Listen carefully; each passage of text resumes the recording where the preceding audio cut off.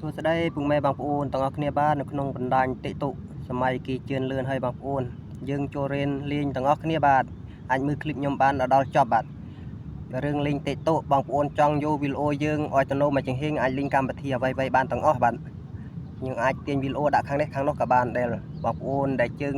ថ្មីអាចចូលលេងជាមួយខ្ញុំអាចចូលទៅមើលឃ្លីបខ្ញុំបានហើយបើបងប្អូនចាស់បានដឹងបានចេះហើយអាចអូនលងវីដេអូខ្ញុំបានបាទបើសិនណាបងប្អូនពេញចិត្តវីដេអូណាមួយបងប្អូនចុច comment បេះដូង report សំណប់ចិត្តឲ្យខ្ញុំផងបាទខ្ញុំបានធ្វើវីដេអូថ្មីទៅមើលទាំងអស់គ្នាមិនដំបូងយើងចូលក្នុង TikTok យើងសិនយើងចង់មើលឃ្លីបណាមួយបានឃ្លីបបងស្រីនេះបាទចុចឃ្លីបកាត់សិនឲ្យបេះដូងកាត់សិនយើងបានជាឃើញហើយកុំអត់ចិត្តបាទឲ្យកាត់មួយចុចបេះដូងរួចបងមកមើលកន្លែងសំណប់ចិត្តតែរូបឆែកណារូបជ្រុងបានតែឆែកឲ្យកាត់ទៅអនុបការមើលឃើញដូចគ្នាដែរបងប្អូនបានកាត់មើលឃើញកាត់បានដូចតែយើងមើលឃើញកាត់បាទឬយើងចុចចំកណ្ដាល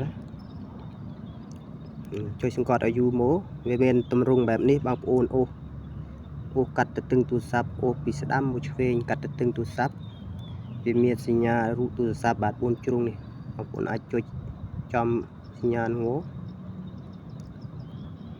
រួចហើយមានទម្រង់បាទទម្រង់បែបនេះបងប្អូនដែលបានបើកវាមានទម្រង់បែបនេះបើបងប្អូនបើកហើយវាលូតតែម្ដងមិនថា Android មិនថាអីទេវាមានទម្រង់បែបនេះដូចគ្នាបាទយើងអូសមើលឃើញរូប TikTok យើងបើកសិនបាទខ្លះបងប្អូនខ្លះអត់ទាន់បានបើកទេលេងរាប់ឆ្នាំក៏មិនទាន់បានបើកបាទយើងបើករួចយើងចាប់ដើមយើងថយបាទយើងបានបើកហើយយើងថយសិនមិនថយច្រើនណាយើងថយតែមកព្រឹកនេះដល់វាថយហើយវាចាញ់ទម្រង់ឡើងលើបាទវាចាញ់ទម្រង់ឡើងលើវាយកវីដេអូដែលកាត់រ៉ាំមិញមនុស្សលើវិញរួចយើងមានទម្រង់ដែលយើងតង់លេងបាទយើងចង់មើល Facebook ផ្សេងយើងអាចចុចទៅលេង Facebook សិនទម្រង់ដែលកាត់រ៉ាំលេងណាវាអូតូបាទយើងវាអូតូអយយើងមិនបានអូសក៏វាអូតូអយដូចយើងដាក់បទចម្រៀងបាទ